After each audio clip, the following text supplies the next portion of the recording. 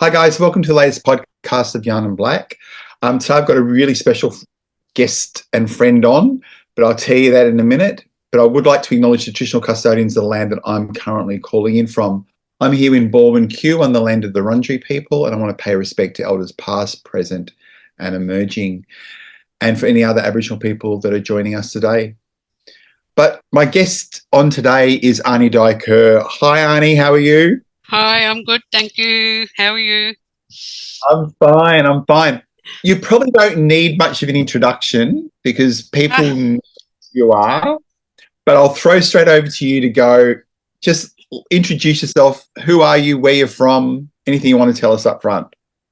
um, well, my name's Diane Kerr, and I have the privilege of having the name Aunty. Born in Melbourne, Melbourne bred, Wurundjeri elder. I'm the eldest woman elder in our family, in my family, the Nevin clan. Um, didn't realise that till after my birthday, but yeah, it was a bit of a shock. I don't know how to take that yet, but yeah, I've lived on country all of my life except for 12 months um, when I lived in Canberra working with public service in the Department of Defence. So yeah, I just do a lot of welcomes and ceremonies, and at the moment I'm working in the Cultural Heritage Unit in the Wurundjeri office, which is amazing, and I love it, and get to see different people every day of the week and talk about country and what is needed, what they should do, and what they can't do. And so, yeah, I have many hats. And you seem to be able to juggle all those hats all at the one time. Yeah, I do. Sometimes I think, how did I work 9 to 5? But yeah, I'm sort of, Yeah. I'm, I suppose I'm lucky at the moment where I can pick and choose. You know, I'm trying to slow down a bit. I don't want to slow down altogether, but yeah, I want to slow down a bit. Yeah. So how long did it? I'll start that again. You went. Did you go to high school? Yeah, I didn't finish high school. I went to year 10 where I discovered how to wag school. So I never finished school. And then I Yeah. went to business college, Dots Business Yeah. College in Melbourne, Yeah. and night school, but still didn't finish my year 10. Mm. And so, what was your first job? My first job was a secretary for a solicitor. I went for the interview and he kept me on from there. And then he was moving to St Kilda, and because of I was young, I don't know, I was 17 or 18. He thought it would be too much for me to travel into town, at a young age. So then I actually can't remember where I went next, but I spent a lot of time working at the Dandenong Aboriginal Cooperative, was CEO 3 times there, and worked in the public service, and then mainly working in community. What do you like about community? I like. Well, it's a two-pronged thing, really. Sometimes you get really cranky at them, with their lateral violence and stuff.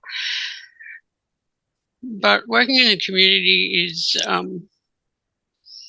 heartfelt thing, whereas you want to give, you want to learn, you want to share, and you watch all the young ones grow up, and you're making, hopefully make it better for the community.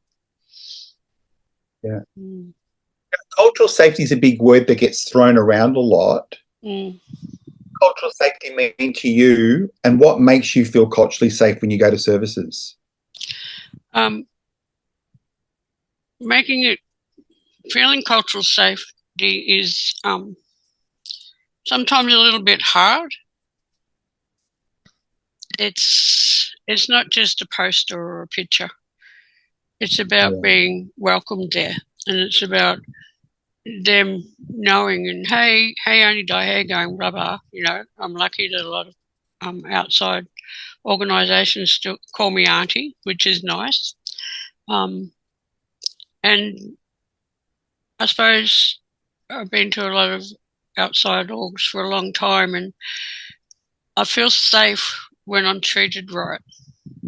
I feel safe when there's, yes, there is the posters, but if I'm going to somewhere I've never been before, I'd like to see an acknowledgement somewhere so that I know that hopefully they know about Aboriginal people. But cultural safety is about spiritual connection as well. And I think it's important that we acknowledge all that, and it's not just a symbol. So I was going to ask another question about being young, but when you were at school, what Aboriginal studies did you learn at school? I was told that there was, I don't know what they said, 1 or 3 Aboriginal people left in Victoria, and I promptly said, well, there's more than that in my family. And they said, but we're talking full bloods. That was their answer. So, I was very lucky because all of my friends were supportive of me. And, the high school teachers and that sort of ignored that situation. But all of my friends looked after me, which was really good. Yeah.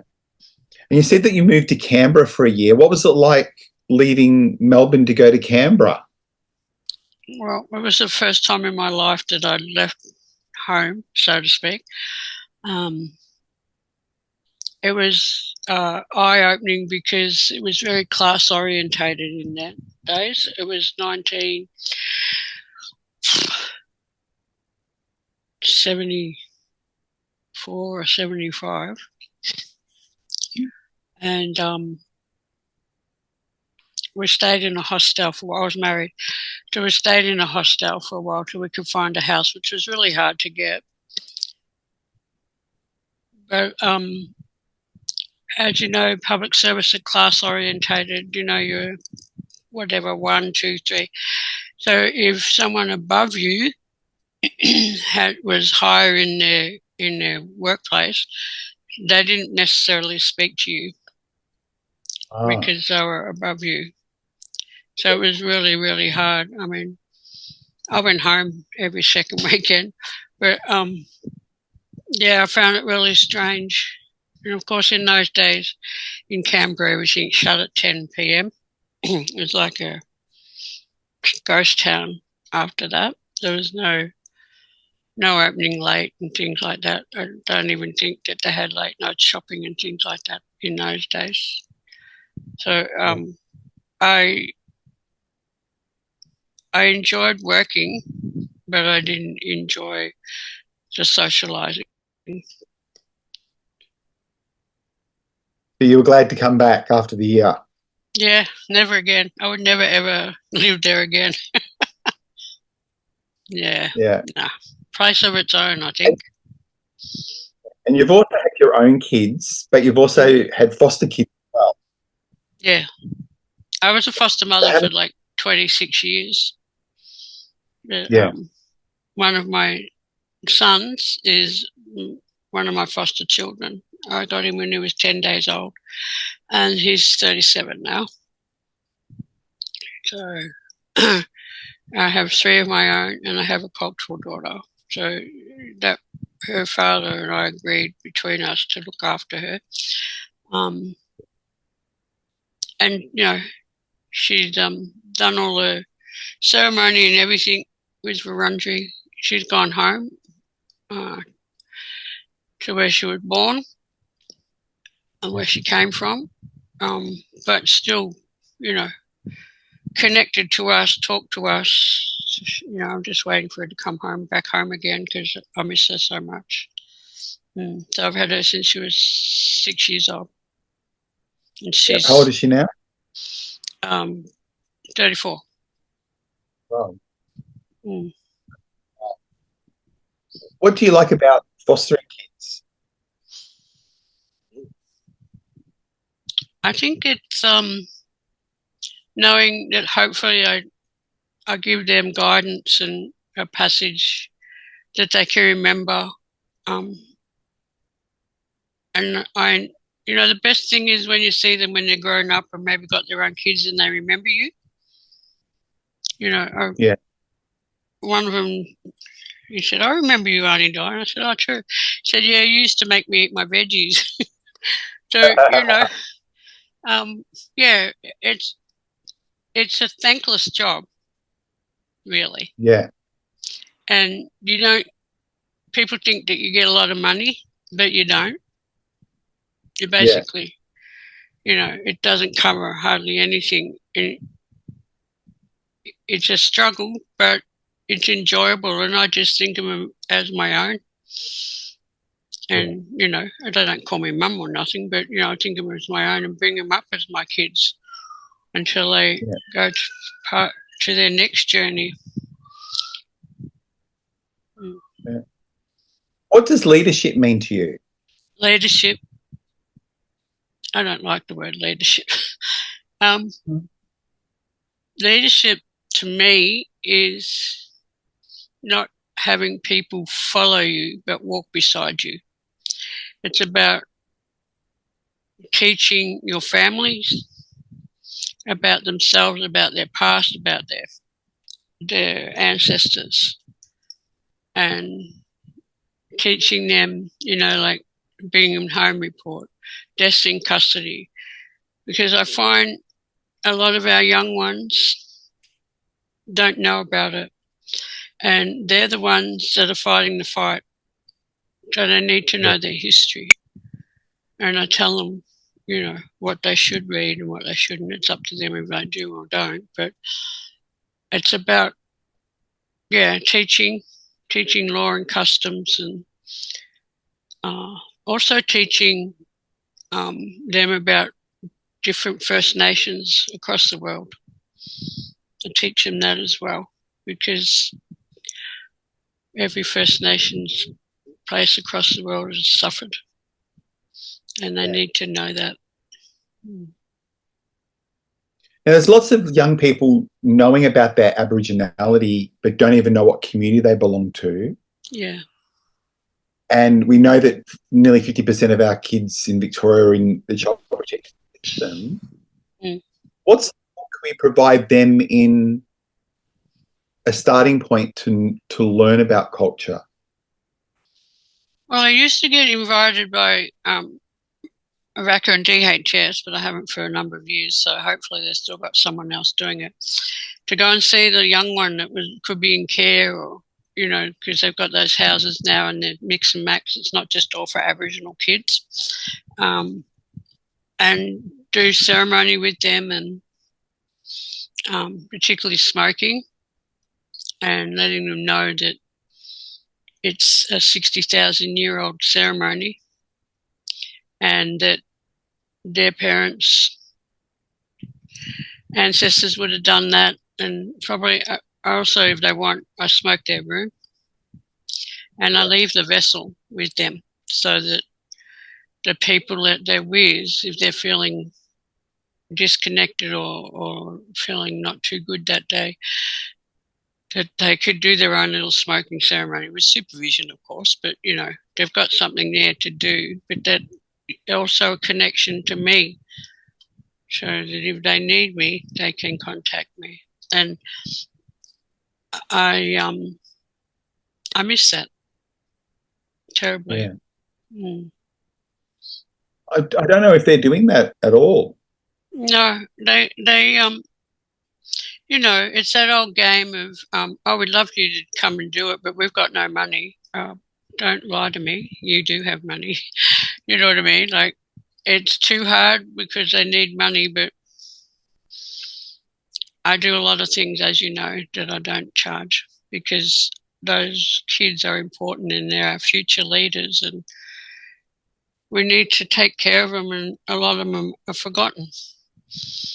And there is a lot that don't know where they come from. So it's about, protocol for me is to help them feel safe on my country till they can go home. It's all about that. And it's about, don't you worry about not knowing everything. we all have to learn, and you will learn when you're older, because most of them, which I found hard, is they're not allowed to access their records until they're 18. Yeah. And our kids are asking from a young age. And it's very stressful. And you might lose some along the way because of that weight. And nothing's changed. It's still the same. Nothing's changed. Yeah. But if I could give you a magic wand, and I've got one here. Ta-da! I love it. Wand. Can I have it? I'll get you one. That's so if I had a magic colour. And I had $1 zillion, which I don't actually have here. You could change something in Aboriginal affairs in Victoria. What would you want to change? I think there's a whole lot of things I'd love, but actually, true recognition, and acknowledgement of the past instead of hiding it, and for all communities to understand us, I suppose you would say, because, you know, it's the people that are coming to Melbourne that are more wanting to know and wanting to learn, and learn a lot. Sometimes they know more than you, or they'll tell you something that you don't know, you know, because they've studied. But we've got the journey, the life journey. That if we could have true recognition and true equality, I think that's my wish, because I hate that. And hate's a really hard word, but I don't like the way things are going, and I don't like this uproar about welcomes to country. You know, it's not a money maker. It's not a new thing, and I don't like people thinking that we've got all this money, we've got Land Rovers, and we've got this and that and the other, and we haven't. We have to struggle just as much as any ordinary family to get what they have. You know, I wish I did have a car. I wish I did own my house. But not many of us do that. You know, there's a lucky few that do. And it's the wider society, the main thing is, you know, houses and that. Got to have that. Got to have this. Got to have that. Got to have a good job. Send the kids to the best school. Got to do this. Got to do that. Whereas to me, my priority is family and not anything physical, because I feel I'm rich with my culture. I don't need dollars. I really don't. And if I've got some, I share it anyway. And I just think we've been taught a lot of negative stuff, and how to be greedy and how to be nasty and how to be negative, and we need to overcome that, and we need to stop it. Yeah, because we are seeing that a lot more in community now through the lateral violence that you're talking about before. It's full on. Yeah, and the younger ones are learning it from us. But I also know that a lot of the younger ones don't want it. They don't want the arguments. No. They want to be together. They don't want to be part of. They want to be all equal, and they want to work together. Yeah. Because a lot of the stuff that we're negative about is generational.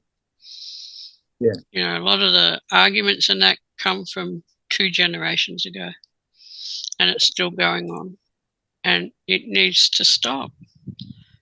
We have to start really caring for each other and stop trying to put each other down. You know, it's that tall poppy syndrome thing. When they see someone doing really well, oh, well, that person shouldn't be there. They weren't Aboriginal before. Yeah. But maybe they didn't grow up knowing it and they have found out, and they're really proud of it. You know, they're really, really proud. You know, I've got a granddaughter who I would call, I suppose, step-granddaughter, my son's stepchild, and she was really upset because she wasn't Aboriginal, okay? But then I did some digging and found out their family is.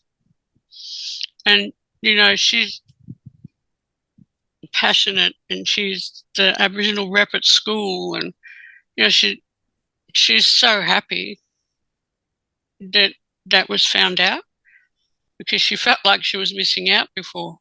But even though she was included in ceremonies and things and stuff like that, she still felt that little bit out. But now she's happy about it. So the younger ones, when they start to learn, are happy. They're happy about belonging to First Nations peoples. But we have to teach them the positive stuff, not all the negative. It has to be positive. They have to learn about what happened, but don't take on family fights. Forget it.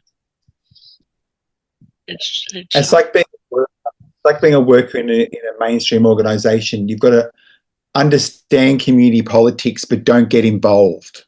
Exactly. You know, and if they don't listen to you, I'll go, oh, well, you'll get burnt. It'll come, you know, and they do. But, you know, but it's also about being there when they do get burnt. It's about, well, have you learnt your lesson now? Now, can we do it this way? Now, can we do it the right way? It's not about letting them suffer. What makes a good ally? I think a good ally is not about protesting, and is not about knowing everything, thinking you know everything. A good ally is, as I said, walking with you and helping, seeing what you need in our communities, and if they've got professional qualifications, maybe use them to help and to mentor. I think, you know, we need some good allies, but a lot of people think they're our allies because they get out in the street and protest with everybody. But I don't think that's what it's about. You don't pick certain days of the year just to be an ally. You have to be an ally every day. Yeah. Do you think that organisations are moving towards allyship? Look, we're our own worst enemies, to be honest. Yeah. And we don't trust a lot of people, and that actually comes from mission days. I think it will, but I can't see it happening in my lifetime. You know, I've seen a lot of things change. Yeah, they get better, but then they go a bit backward when you get people in high places that want to run us down and don't want to recognise us. So that starts again. So it's a continual battle, and nothing's really set in place. Our lives are at the change and the whim of the government. It makes me very unhappy, that. Yeah. And we have another election coming up soon. Yeah, I know. That scares me. If the wrong person gets in. But I hear he's losing some ground, so that's good. But it's just a shame that when there's an election coming up, we can say, oh, yeah, there's an election. Oh, thank goodness, you know, we're recognised now. Thank goodness we've got treaties. Thank goodness, thank goodness, thank goodness. And we're still not there. So we still have to really think, who is going to get in? What are the consequences? And what are we going to lose? We'll always lose something. And because Queensland had a change of government and then got rid of all the treaty conversations. Yeah, exactly. And that worries me down here. But even though it was bipartisan, they all agreed to it. you've got people now that are saying no. And I don't know whether that first one stands, when we first started treaty, whether that stands or not, because all the parties agreed. So I just, hopefully, it's not touched, treaty is not touched, so that we can continue, because it'd be horrible to start all over again. Horrible. Mm-hmm. And lots of dollars wasted. It's like we take 2 or 3 steps forward and then go 2 or 3 steps back. End up sometimes even behind where we had started from. Exactly. There is a lot of things like that, particularly with health. Yeah. I mean, it's getting better, but we're still dying from things that we shouldn't die from. Yeah. And we're still losing our babies at a horrible rate. Same with incarceration. I don't know. It's just this continual battle in your head.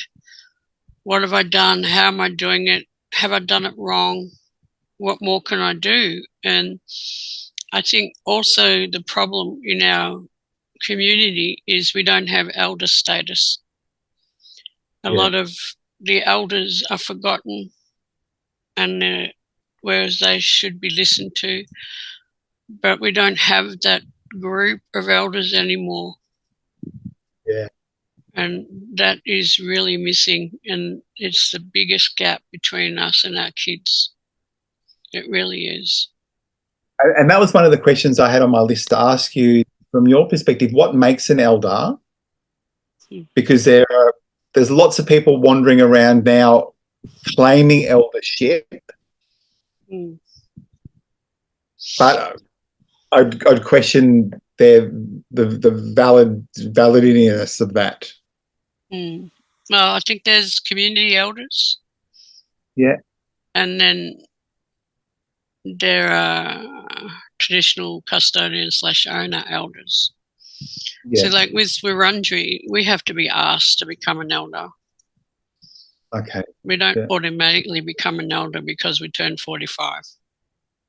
Yeah. Okay. And I was asked by an elder that's not here anymore. When I was first asked, I didn't take it up. It was just after my mother died. Yeah. And I can't remember how long it was after that I did take it up, because I felt that our elders didn't have a voice and were scared to have a voice. And I wanted to assist in that way. So I take my eldership very seriously. I don't just spruik to everybody and say, I'm Aunty Di, you have to respect me. No. You have to earn respect to give respect.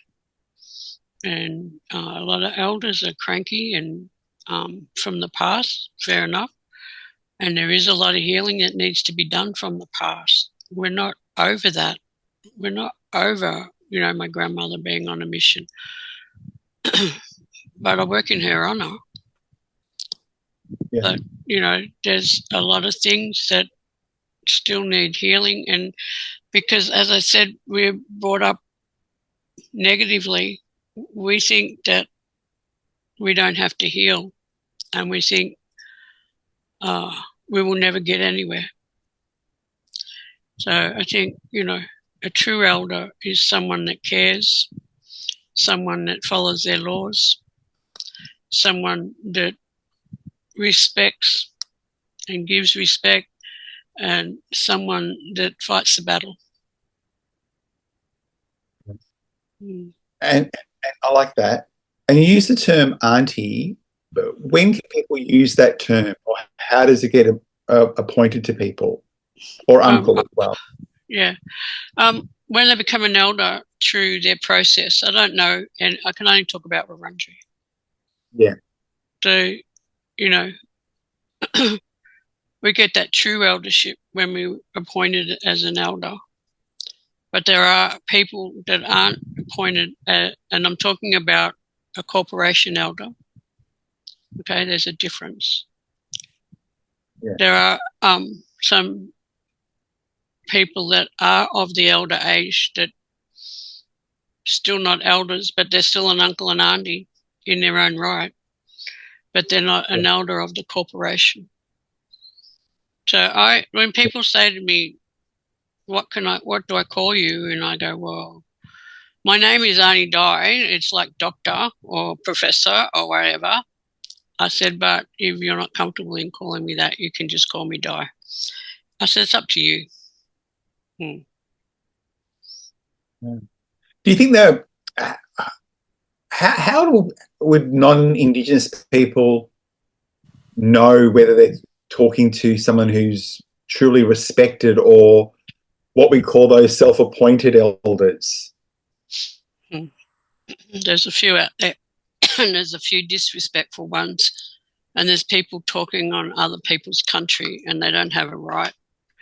But that's what's happened with our process. With Melbourne, for example, who we're traditional owners of under the cultural heritage legislation, there are still people that want to work with others that they used to work with because, you know, they have a long-term relationship. But I just think, you know, there's new ones coming up now, which is great. There's new organisations, but you know, unfortunately, it's not unfortunate, I don't know the word, but they're on my country, but they haven't been to us. They haven't said, hey, we're here, this is what we do, how would you like us to, you know, acknowledge your country and things like that. And I noticed that some of them are sending out their people to do our business. And, you know, unless people tell us, we don't know. And I get a little bit cranky. I get a bit cranky about people who say that they're Wurundjeri and they haven't proven who they are or where they come from. It's not that I won't acknowledge them, but there's a difference between acknowledging them as a person and acknowledging them as a Wurundjeri person. And until that can be done, then I don't see them as part of us. And there's also cultural adoption, which has been thrown out the door. You know, there's so many that we've had it, and my grandmother talks about it on the mission, and we all grew up as brothers and sisters. We weren't cousins, we were brothers and sisters, and, you know, called William Balak Lala, which means grandfather. So we had mixed marriages, and those children were brought up as Wurundjeri. But now, with native title and things like that, those people aren't accepted. And it splits families, it splits them. And, you know, you can't tell people after 30 or 40 years that they're not part of us. Yeah. It's really hard. And, of course, now we have IVF babies, we have, you know, fostered children that are brought up as us. So everybody needs to look at that. And they need to know where they came from and who they are, but where they belong now. Yeah. That's very important. Now, I've only got a couple of questions left, but one question that I wanted to just get listeners to clarify is people hear Wurundjeri a lot. Yeah. And they go, Wurundjeri means welcome, but it doesn't mean welcome at all, does it? It's used as a welcome, but doesn't it mean purpose? It should come with purpose. Yeah. Come or state your purpose. It means to let people know what you want. Yeah. So I don't exactly know where Wurundjeri came from. I know it's there. I didn't know that it had this other meaning. None of us did. So, and I think it's either Kai or something like that. I don't know. I'm still learning. Means hello, you know? So, because woman means come. So, so, it's a learning thing. But, you know, those of us that aren't lucky enough to have full language need to know that our language has changed. Our language is evolving, and it's been sleeping for a long time, and now we've got people that are studying it. We're doing a dictionary at the moment. We're doing actually a Pictionary for the kids first, and some of the words we say doesn't even exist.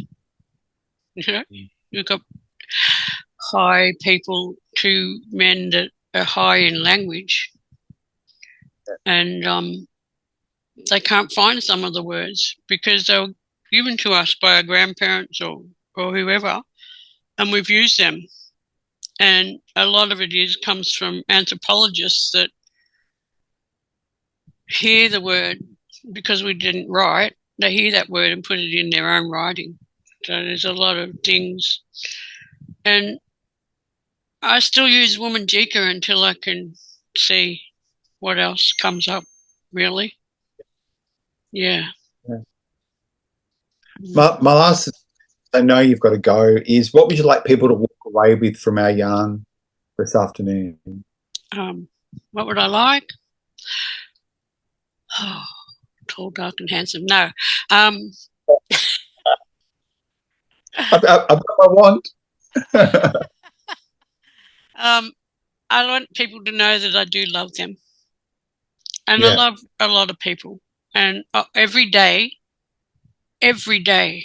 I tell my kids I love them. I talk to them every day. And even people that are in organisations and that. And I notice it, it is changing because I always say love you, bye, when I hang up. And people are starting to say that back, which is a positive thing, because love doesn't mean you're going to marry anyone. Love means that you care. And we are not showing each other we care enough. And I hope that people will start doing that. I really do. I want to say thank you for joining us, and you know how much I do love you. I love you too. I can't do that. Is that right? Yeah, that's about right. Yeah, done it. Do you know how much I love and care and respect you? And I just want to say thank you for everything you've done for me over my life as well. I wouldn't be doing what I do today unless I had the support of yourself and a lot of the Wurundjeri elders. No, you're welcome. You're welcome. Yeah. So, guys, I want to say thank you for Aunty Di for joining us, and I'll see you at our next podcast. So see you guys later. Okay, twagging in.